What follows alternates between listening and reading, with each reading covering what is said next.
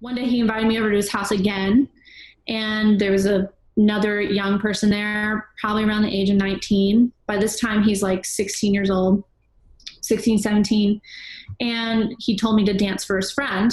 And part I forgot to mention was the night that he raped me, he told me if I said anything, he would do the same thing to my younger sister.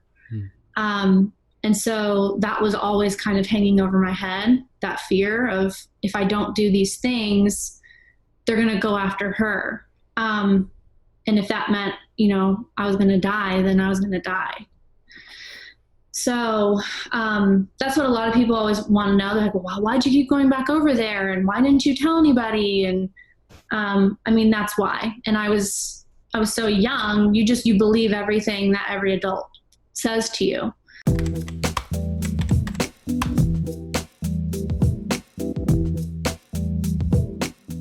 Hey guys, welcome back to another episode of The Naked Gospel, where we have raw and candid conversations around sexual ethics, pornography, sex trafficking, marriage, and everything in between. I am your host, Shane O'Neill. Today we are joined by Lexie Smith.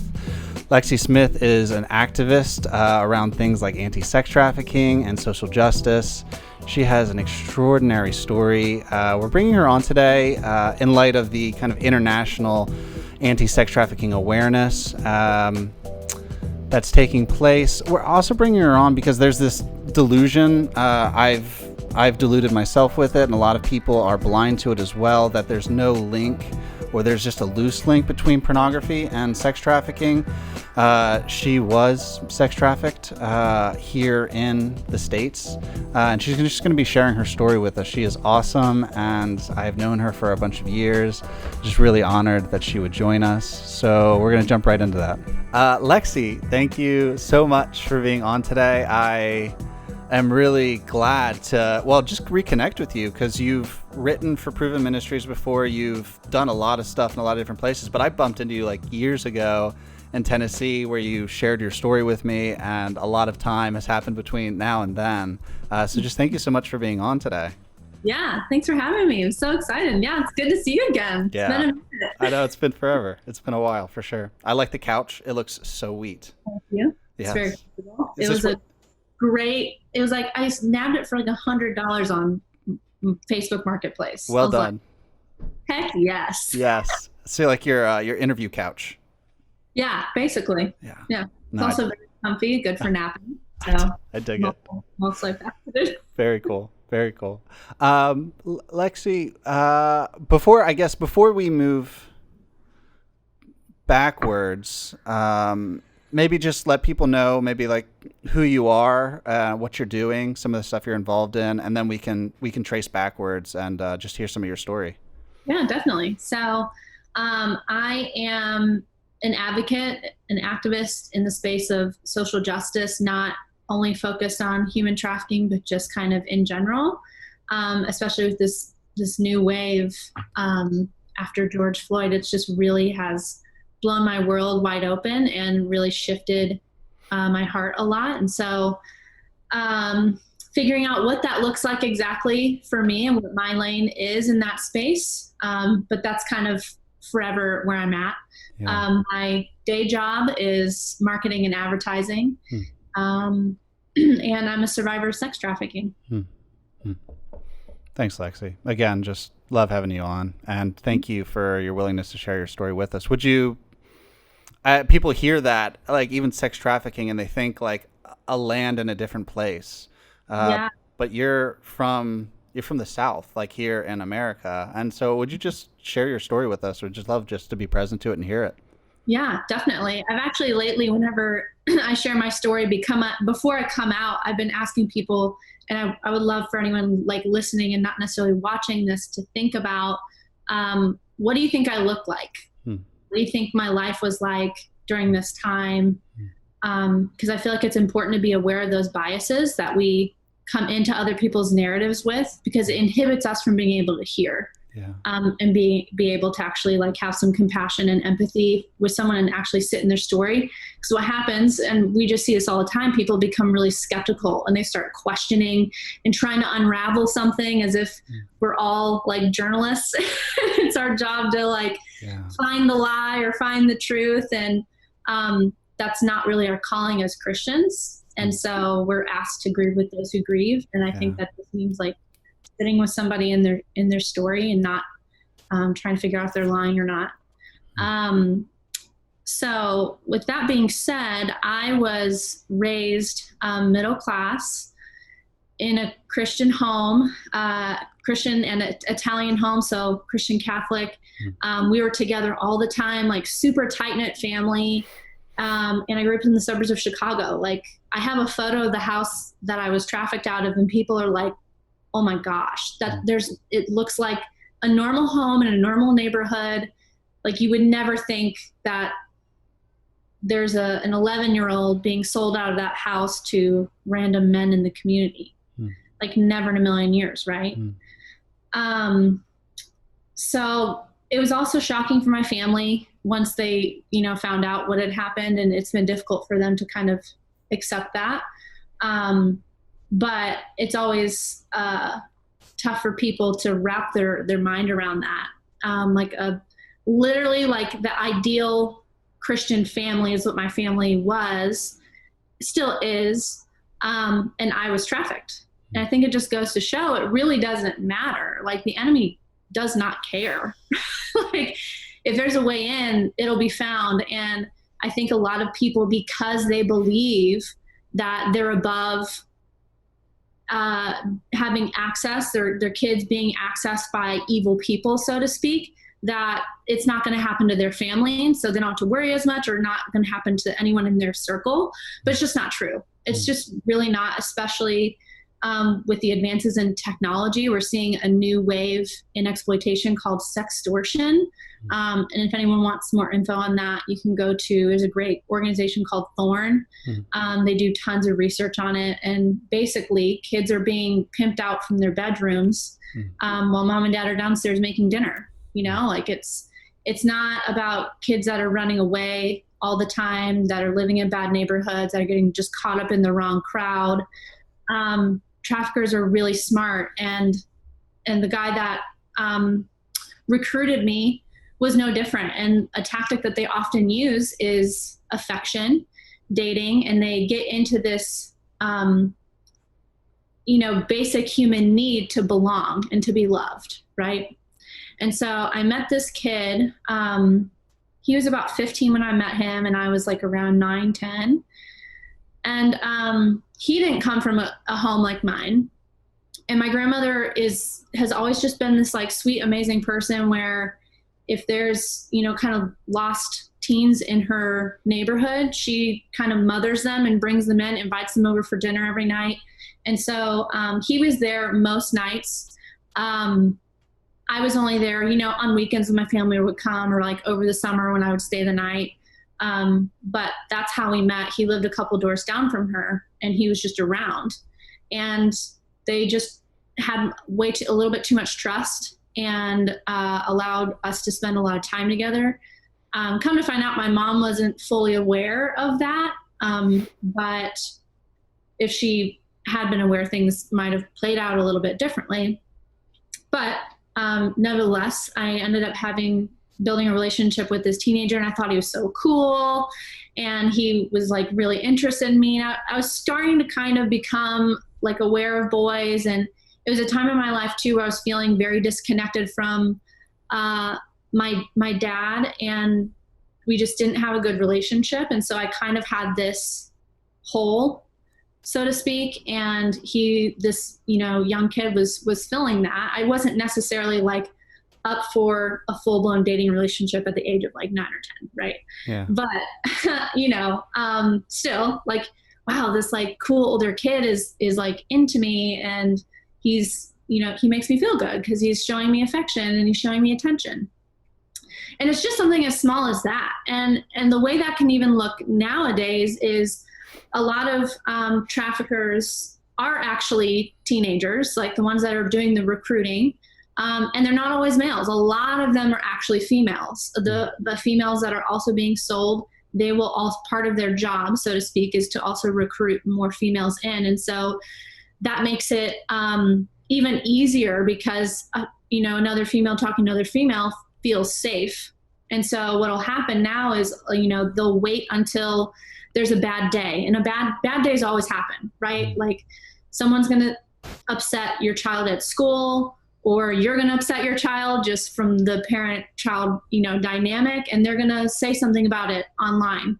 I hate my life. I've had a horrible day. When are things going to go right for me? Like just putting things out there, and those people are waiting for those moments to kind of come in, and it's very innocent. It's like, hey, I saw your post. Are you okay? Just want you to know I'm here, to talk to.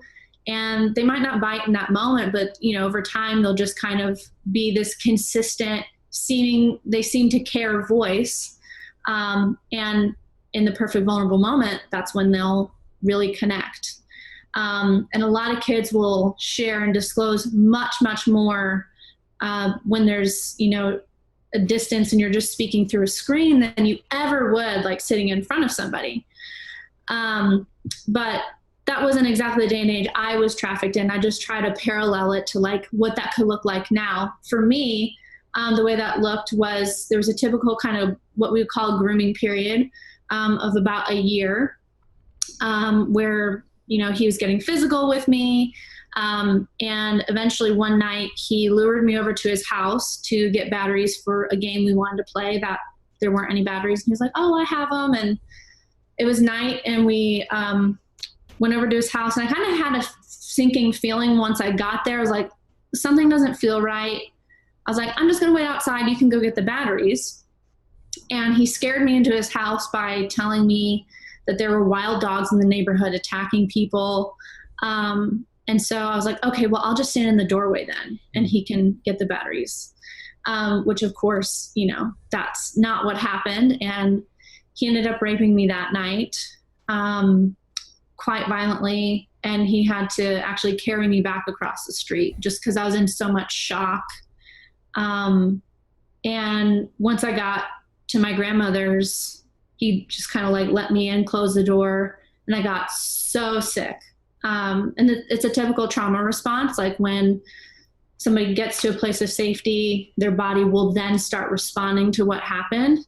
Especially as a child, you have fight or flight mostly as an adult, but as a child, typically you go into freeze. That's kind of a third response. And it's similar to like how a possum plays dead. It's like a way of just getting your body trying to preserve you to get through it. Shuts down. Yeah. And so that's what had happened. And I was sick for, days and days and days, and just laid on our couch, didn't talk to anyone. And they just thought I was sick. Like they thought I was sick. Never in a million years did they think like, oh, maybe she got raped. Like, like you just don't, those thoughts don't really come into your mind. Especially when you think like we're like the perfect, amazing family. So after that, I actually couldn't go over to her house for a while. As soon as we would hit the driveway, I would throw up. And so it took a while. And once that happened, the relationship became like completely sexualized. And he started teaching me how to give him a lap dance. And I thought it was for him, but he was actually grooming me for somebody else. And unbeknownst to me, he had at some point in his life come in contact with an organized crime group. So my trafficking story is quite different than a lot of people's, but he was more so involved in almost like a mob type of thing. So one day he invited me over to his house again, and there was another young person there, probably around the age of 19. By this time, he's like 16 years old, 16, 17. And he told me to dance for his friend. And part I forgot to mention was the night that he raped me, he told me if I said anything, he would do the same thing to my younger sister. And so that was always kind of hanging over my head, that fear of if I don't do these things, they're going to go after her. And if that meant, I was going to die, then I was going to die. So that's what a lot of people always want to know. They're like, well, why'd you keep going back over there? And why didn't you tell anybody? And that's why. And I was so young, you believe everything that every adult says to you. You haven't learned those like critical thinking skills yet. You don't really have like a red flag system in your brain that's like, that's off. Maybe you should talk to somebody about that. That literally hasn't developed and doesn't exist. So he sold me to he sold me to his friend at first for a lap dance and then for sex. And that's kind of where it turned to trafficking. From there, he had me come over a third time, and he and some friends basically made a film of them raping me. And years later, I actually discovered, because there's something I always thought back on, I'm like, how did these boys come up with the ideas to do a lot of the stuff that they did to me? It was just so like violent and just awful, and kind of like almost like before their time a little bit. And I could never figure it out until I watched the documentary on R. Kelly. I don't know if you've seen that or not. But basically, if you're not familiar with the R. Kelly case, at that time, all this was going on in the suburbs of Chicago. And at that time, same time was when a sex tape had been leaked with R. Kelly having sex with a 14-year-old, which he then forced to marry him, which he did to a number of young women and held them hostage in his home. He's in jail for all of this right now. There's a lot there. But when I learned about that tape, I was like, oh my God, they reenacted exactly the tape. And I always knew that how culture influences people's behavior, but it just became like real, like, like you can see it as you study, societies and trends, and even how violence has evolved and things like that in conjunction with music, TV, and film and all this stuff. But it just was like, oh my gosh, that's the only thing that could have inspired them to do exactly what they did. Because it was like early 2000s, like internet porn wasn't even like fully a full-blown thing yet. It was like just becoming a thing. Yeah. And so they used that tape to advertise me basically in the community. And I would assume I probably went to the highest bidder, and they would arrange it based on when I happened to be at my grandmother's on the weekends or in the summers. So it wasn't a consistent thing. I never got kidnapped. And I was usually only gone for 30 minutes maybe. And he would have me pretend like I was riding my bike around the neighborhood. So I would get on my bike, and there's a little bike path that would kind of cut across to his backyard. And so he would have me take that so it looked like I legitimately went on a bike ride, which was fairly normal for kids to do in the early 2000s, be, trolling around their neighborhood on a bike with their friends, and you come home when the streetlights came on, or you heard your dad whistle out the back door. And so they had no reason to really think that something was off.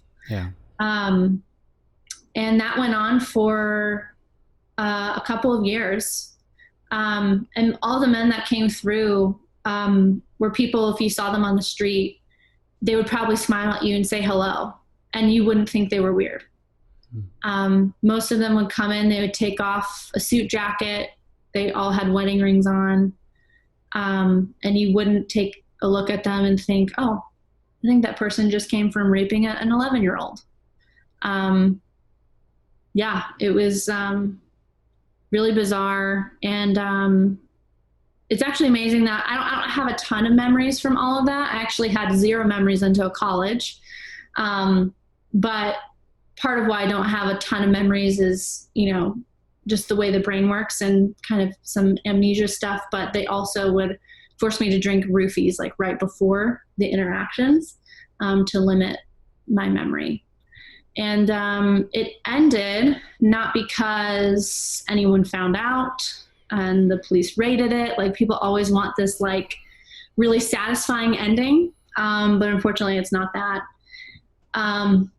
It was actually a really traumatic ending for me because it ended when I hit puberty and I grew breasts, and I couldn't fulfill the fantasy anymore of them having sex with a child.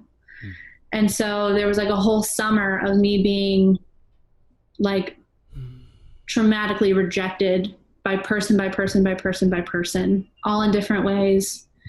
And basically the business, dried up. So they moved on and they just kind of let me go, I guess, and moved on to some other kid in some other neighborhood, which is awful. And I hate that. I hate that's a fact. And, people always ask me, well, have you thought about going to court and all this? I'm like, I wish I could, but they were incredibly smart and they would not allow me to know anybody's name at all. I knew no one's name except the kid that recruited me in.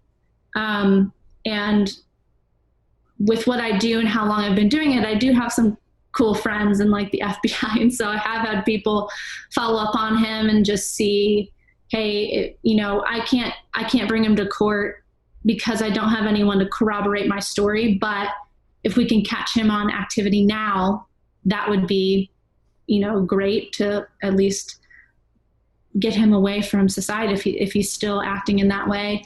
As far as they could tell, he wasn't, involved in anything. He was definitely still really messed up and lost, but not necessarily in criminal activity from what they could tell. So unfortunately, all those people are still out there. And the way I deal with that and cope with that is I've had to work through a lot of layers of forgiveness. And I say layers because I think the way forgiveness is often taught is that it's this one-time event. It's just a decision you make, and that's that. And poof, all of your negative feelings are gone, and you should just want to give them a hug. But really, there's such a difference between forgiveness and reconciliation. I think that they're separate. And they don't have to go hand in hand for you to be able to forgive somebody and release someone into the arms of Jesus and let him do his thing. Yeah. And so, so that's what I've done. That was like a huge part of my healing, was removing that responsibility to, seek vengeance, justice, protect other people, like all these different things that, I somehow felt responsible for. And one of my first tattoos actually was in the honor of a lot of these people. I have let's see if I can show you, it's in my arm. I have a cross and 5 birds as just a symbol of forgiveness and a reminder to pray for them, because I've been so completely transformed by Jesus in a way that I'm unrecognizable from the state that I used to live in. And if he can do it for me, I know that he could do it for them. And I know that throwing people in jail really doesn't fix anyone's heart. And this is a huge heart problem. And so that's the answer, in my opinion, is them finding God so they're not capable of doing what he did to me anymore. Bless you, dude. My heart bleeds so much it drowns out my thoughts. I love that you're able to share your story. Thank you. Yeah. It's a really big gift, and even hearing you makes me question my request to hear it, because it's such a heavy, sacred thing. Lexie, how like you've shared a bit with the forgiveness piece. But even like getting to that point like takes work, like so much work. Because like evil is real and it happens around us. I feel it inside of me, and I feel the depression, the anxiety, or even compulsions in different directions. And so like that's just me inside of, well, that's just me. Not to mention what I see going on around me, specifically in your story. And so I mean, people wrestle with like, where is God in the midst of something like that. And it's your story. So to hear you talk about like, the stage of forgiving them, it's like, like actually knowing Jesus well enough to trust him, with forgiveness. Like how has that process been in the midst of your life? Yeah. It's something that I'm, forever working through, because it's crazy how, one moment can be so defining for us. And for me, there's always been this one moment in all of this that I've just kind of like circled the drain with God on.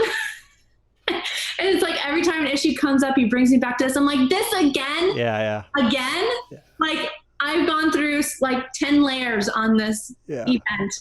How is there more? Yeah. And that event was the night that I was raped, because as things were going on, I was praying, and I could look out my window and see my grandmother's house. And I asked God to like let them notice that I'm missing and come looking for me, and, you know, find this whole thing out. And that didn't work. And so then I moved into like miraculous prayer of like, you know, like, you've split seas for people. Yeah. Like, you've, you know, done all these like crazy, amazing things. Do it for me. Like, and I really believed that. I really thought that like the ceiling was going to split open and Jesus was just going to like descend and like karate kick this kid right in the neck, straight through the wall, and like scoop me up and take me away. Yeah. And that's not what happened. Yeah. And so that's really been like the most painful thing, honestly, to work through. And I'm like constantly having to like work through trust despite those things. But I had a huge breakthrough with a mentor of mine as I was working through a flashback I was having. And she encouraged me to look for Jesus in my memory. And I thought that was the most like absurd, like woo-woo thing I've ever heard. And I literally laughed at her. And I thought she was joking. I was like, she's joking.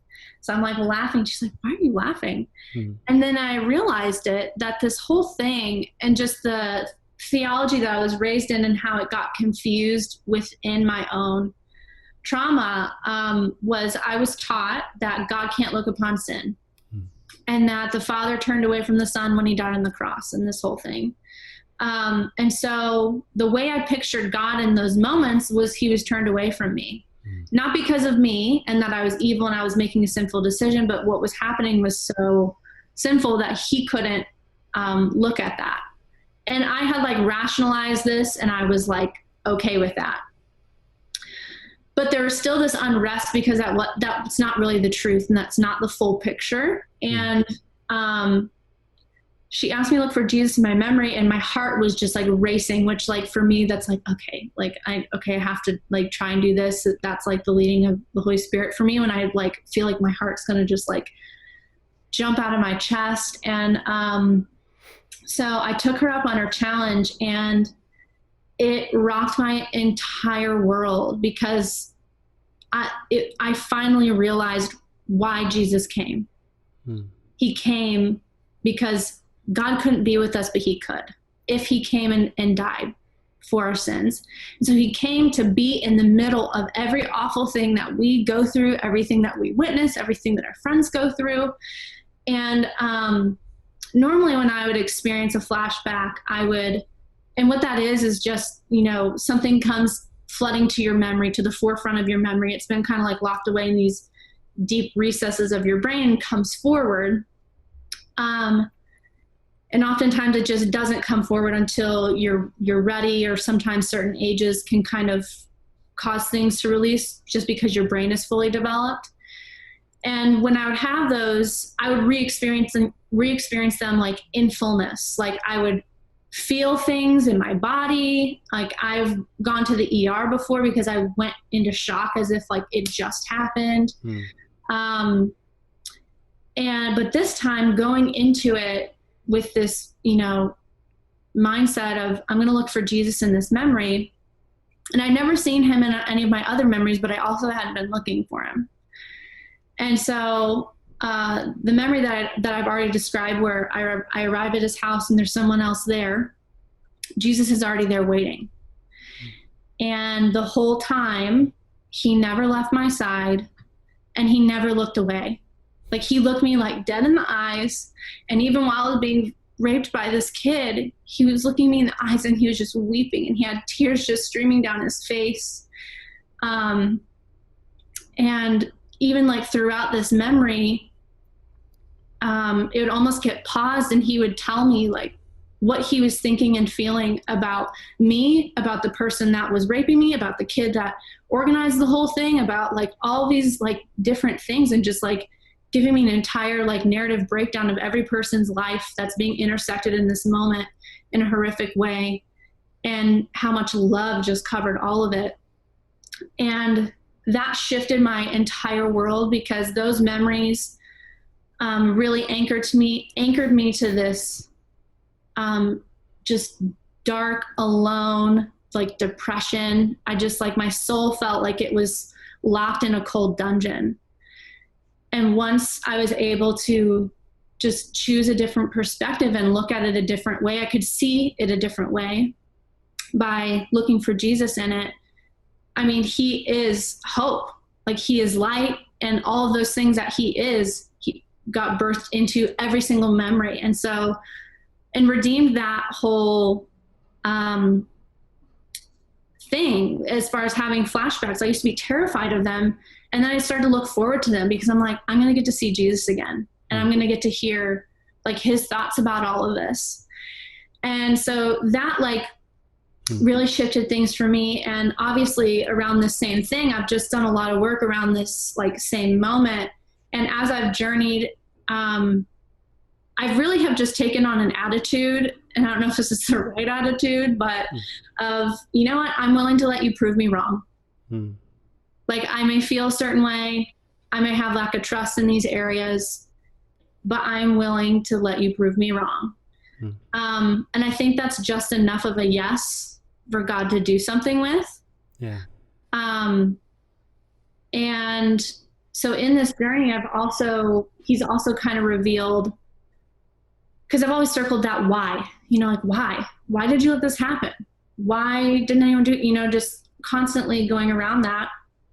And I realized as, you know, my family is obviously all found out, and as people in my community from back then have found out, there's this common theme of, I just knew something was off. Like I had a feeling, but I just didn't, you know, I didn't have any evidence, or I didn't know what to do about it. So I just, you know, I just didn't really do anything. I couldn't really see something enough to, you know, take action. And finally one day the Holy Spirit was like, that was me. That was me. I was like knocking on their heart, like trying to get them to, I was trying to get your prayer answered, but they wouldn't answer the call. And that's dozens of people in my life. Like even like school teachers have, you know, I just have like very distinct memories of like, you know, when you see someone, you just know they're hurting and you don't know why, but you can just see it in their eyes, and you know that they're broken, but you don't know their story. But there's this moment where like your spirit just catches theirs. That would happen to me a lot. Yeah. And I would see people that they would see it, and I would see them kind of get caught up in themselves, and they're like, I don't want to get involved in that, or I don't know what to say. And so they wouldn't, which whenever we do that, it really does. It confirms all these lies that are flying around that person's head, that I don't matter. People don't really care about me. Like all of these things that, you know, eventually would have led to my suicide had God not sent people that did answer that call, luckily for me. But just kind of realizing that it's not as simple as I think it is, of just a flat out, you weren't there. He was, but he longs to let us be a part of what he's doing. And he also has so much respect for our free will. And that's not something he's going to take away. That's a gift he gave from the very beginning of time. Right. And that's not something he's going to take away. And so even if that means that equals a person raping another person, then that's what it means. And it's horrible. And I wish it wasn't that way, but it's part of the fallen world we live in. But luckily we have the safety net that is Jesus to redeem us and make us even more, I think, than what we would have been had those things not happened, you know, like, Yeah. I'm not going to sit here and be like, oh, I'm glad I went through it. No, I'm not. Yeah. I wish I didn't. I wish I didn't have like a lot of this baggage. But I will say that from all the Christians I know, anybody who has been through anything traumatic has a significantly sweeter and richer relationship with God and with Jesus than people who live like a perfectly happy, safe life. Mm. And for that, it makes it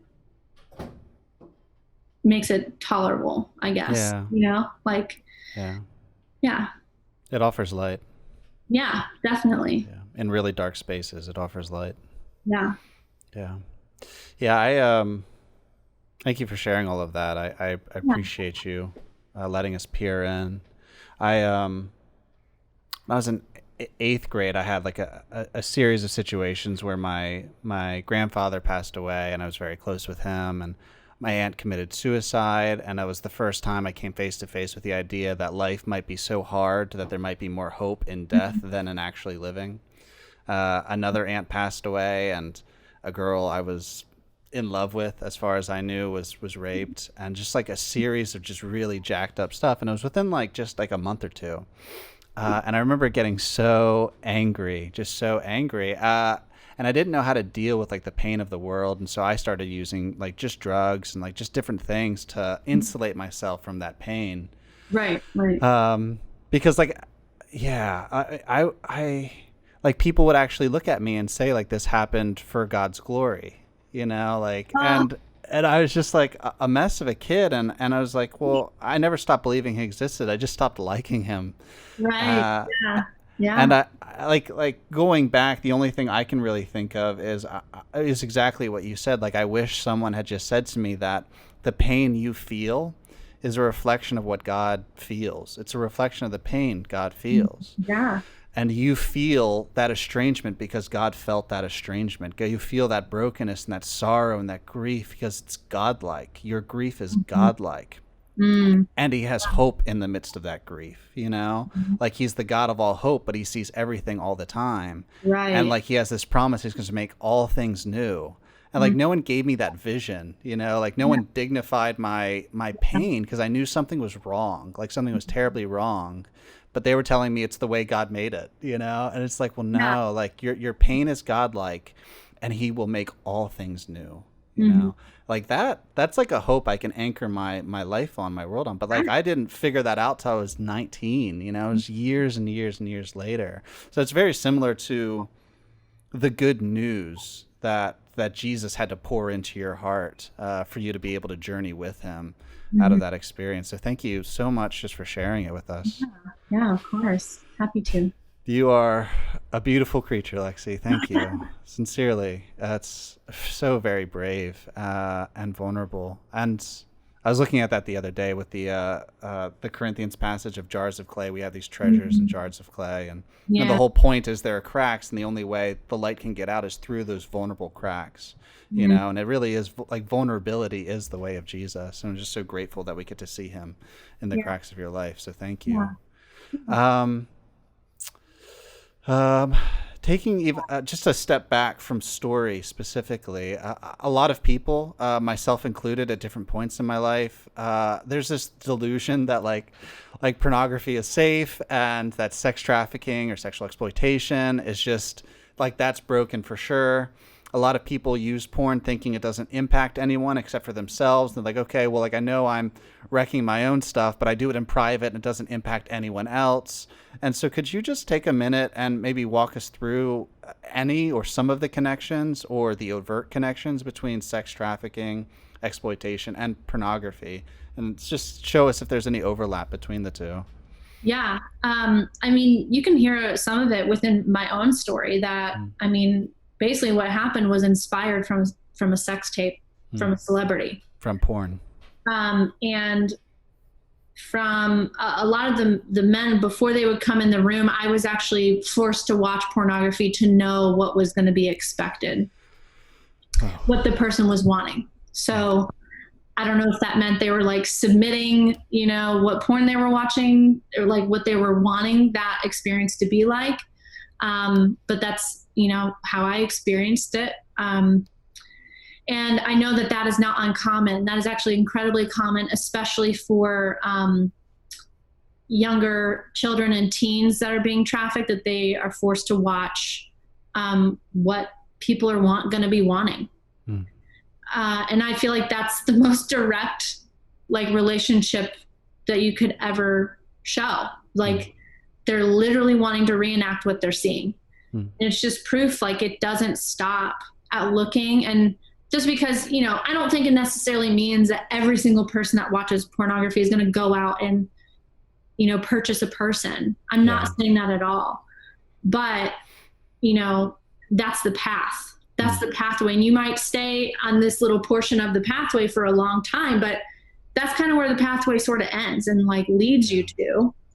So it's like, why would you want to be on that road? Yeah. You know, like, why would you want to be associated with that type of thing, you know? And there's tons of research. I don't know if you've looked into the work of Victor Malrich. No. He wrote a book called The Johns, and it's literally all research about the men who purchase women and why.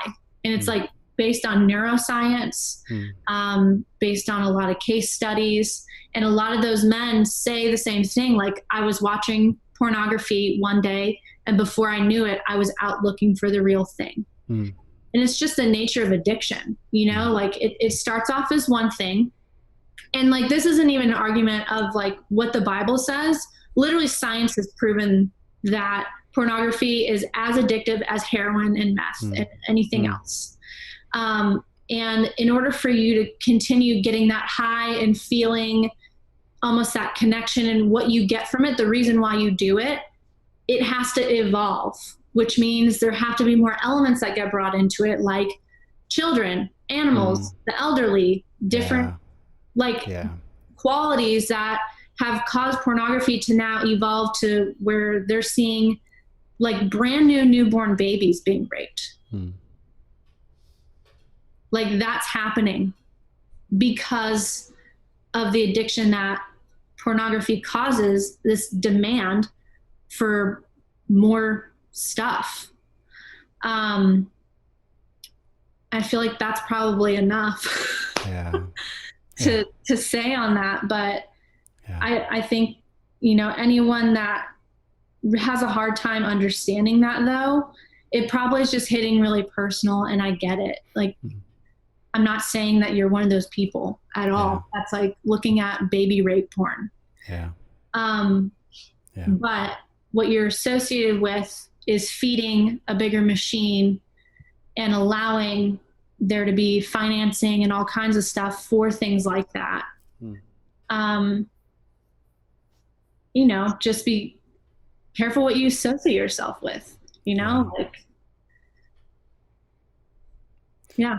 it's pretty much impossible, honestly, to say and to think that it doesn't have a correlation. And I actually have a lot of friends that are survivors that were forced to make pornography as part of their trafficking. And so a lot of times what people don't know they're consuming someone's exploitation. And I do have some friends that actually were willing sex workers also. And they would show up to the shoot. They had signed a contract saying one thing would be happening, but a bunch of other stuff would then get tacked on. And they're like, whoa, this isn't what I signed up for. And they're like, well, then you're not getting paid. And they're trying to live and they're trying to survive like anybody else. So, you know, I mean, the same thing kind of happens to anyone in any job, whether it's marketing, building a house, whatever. You get in, the scope of the thing gets, you know, too big. And then you're like, well, shoot, I'm going to have to do this anyway because you have to make money. It's about surviving. And so they get to these things and they're forced to do a lot of things they don't want to do. That's still exploitation. Like, even though they signed a contract and they, you know, supposedly knew what they were going in for, and they know the risks and all that stuff, it doesn't make it okay. It doesn't make it appropriate. And so, and then there's a ton of porn that, you know, is literally capturing somebody's exploitation, and places like Pornhub won't take it down. And so that's not something that I don't think anyone wants to support sex trafficking and wants to support the rape of, people. It's just shot and edited a lot of times in ways that you don't know that. They look authentic. Yeah. Yeah. And so that's the reality. And I've often wondered, like, the video that was made of me, how was that edited? Yeah. Like, I'm sure the threats didn't make those cuts. I'm sure the moments where I literally broke down crying and throwing up, those probably aren't on there. Yeah. So I think people just have to understand that there's always more to the story. There's always more. There's a lot more behind the scenes footage that you will never see. And that's the real story. Yeah, I recall it was probably like 2014, but the UN came out with like a stat that, as far as they know, something like 60% of pornography is of sexually exploited, if not trafficked individuals, and that's like what they knew. Right. Like anybody who even has like a regular, maybe they're not willing to call it a porn addiction, but like a regular porn habit. Like at one point or another, like the odds are you've watched somebody being abused and you just didn't know it, which is harrowing to me. Like that is a terrible thought, just like a terrible thought. Yeah.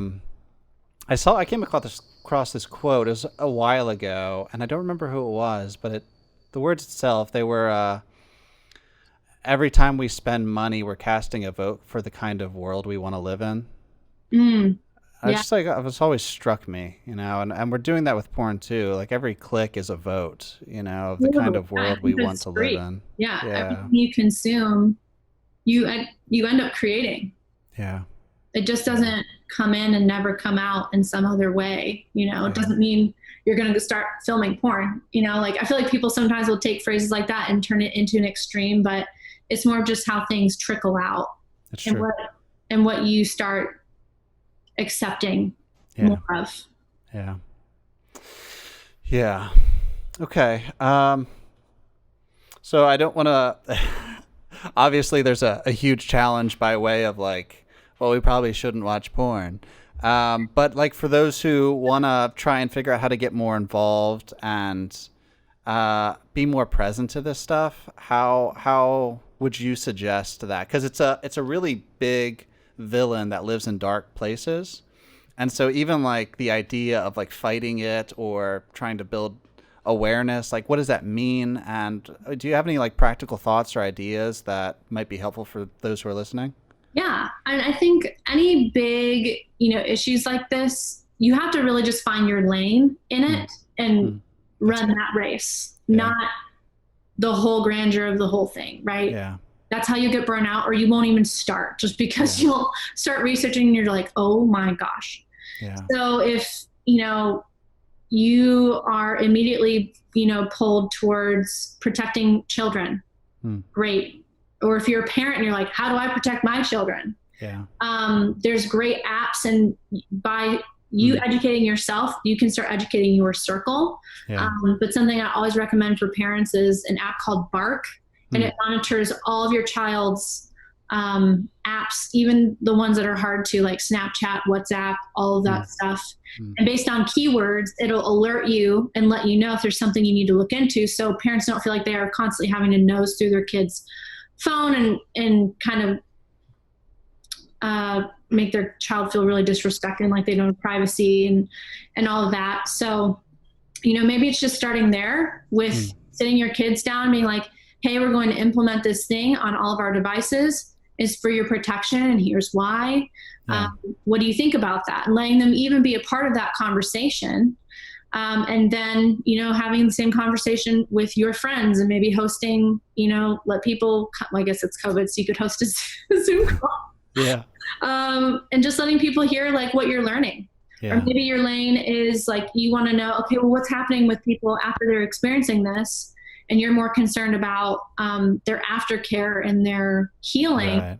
That's totally a lane. So, and there's nonprofits and there's safe homes all over the country that need funding. They need people, even people that can just like pick people up and take them to their appointments and stuff like that. That's helpful. Like, you don't have to have a PhD to be helpful. successful in a lot of these spaces. You just have to have a willing, good heart, and that's really it. And just learn how to listen well. It's honestly what a lot of people need, is just people that are willing to listen and sit with them and practice compassion. I mean, if this whole topic on porn has really like lit a fire under you, my friends at Exodus Cry have this massive campaign to actually take down Pornhub, and it's getting some major traction, which is really exciting. And the reason is because there, like you were saying, there's been proven there's so many people, and they've been subpoenaed, like, you know, of like kids that have been recovering, they're back home, and then they find out that there's porn on a website from when they were trafficked, and they will not take it down. But all the things have been, still won't take it down. So there's a huge thing to really just take down the entire site, because there's so much of that on there. So much. I mean, there's tons of lanes, tons and tons. And like, whatever your gifting is, if you want to use it in that space, you absolutely can. And if you're not sure, you know, where to start or what to do, just find me on social media and send me a message. And I'm happy to have that conversation, help people figure out like what their lane is. My Instagram handle is LX_SPKS. So it's Lex Speaks without the vowels, is basically what it is.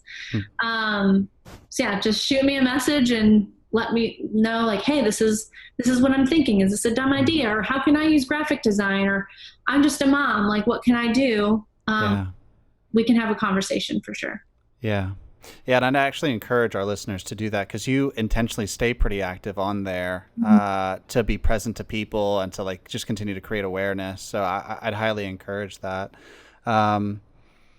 Lexie, I assume you've kind of answered the question of how can people stay in touch with you? How can people stay connected with you? How can we be praying for you? What's maybe a prayer request that you'd want us just to join you in? Yeah. So I actually deal with some issues as a result of the trafficking that I went through. One of those is herpes. I contracted herpes from one of the men that was purchasing me, and struggle with endometriosis, which is really painful, causes a lot of additional issues. And the time we're living in, with everything, just the environment being so stressful, it's causing a lot of those problems to flare up for me big time. So yeah, I would love support in that area for sure. So you're awesome. Thank you so much for sharing yourself with us. I didn't expect to cry in this interview today, much less cry twice. So thank you. It's just been an honor to be with you. Yeah, thanks for having me. Yeah, for sure. Guys, thank you just for tuning in. It's a big issue, and it's really important. There are overt connections between pornography and sex trafficking. Lexie's story highlights that in pronounced ways, ways we wish didn't exist. So I'm just really glad that you guys have been tracking with us and have dared to listen to this story. It's not something that is comfortable. So thank you for tracking with us. I would encourage you to check out the links below, ways to stay present with Lexie, and some of the stuff that she was talking about will link below, so you guys can look at how to just be more involved. If you enjoyed this episode, would you share it with a friend? If you think it's valuable and worth just spreading, just share it with somebody that you think would profit from it. Otherwise, that is all for today, and looking forward to being with you guys again next week. Thanks so much. Lexie, thank you again. Yeah, of course.